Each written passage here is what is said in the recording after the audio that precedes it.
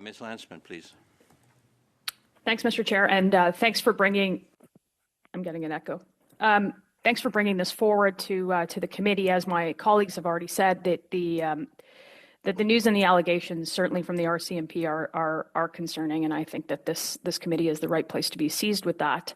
And furthermore, that any interference from any country, including India, is entirely unacceptable, and it should be stopped. And it is the government's first job to keep Canadian citizens safe from all of these foreign threats and the foreign interference that we know has been happening in the country for some time. For 9 years, the Liberal government has failed to keep Canadians safe, has failed to keep take national security seriously and foreign interference seriously.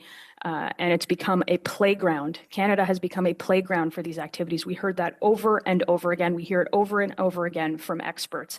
And I suspect that the witnesses at this committee would not try to hide that.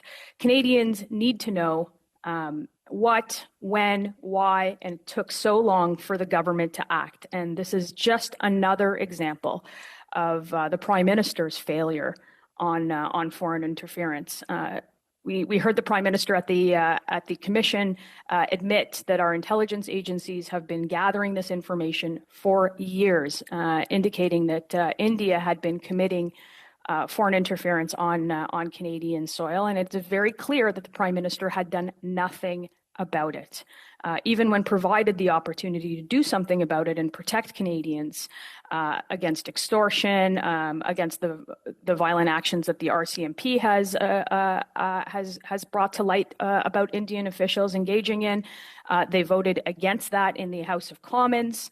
Bill C-381 brought forward by my colleague, the Protection Against Extortion Act. At every single juncture, the Prime Minister has not acted on the information that he has. And I think that this committee and those watching this committee should know that.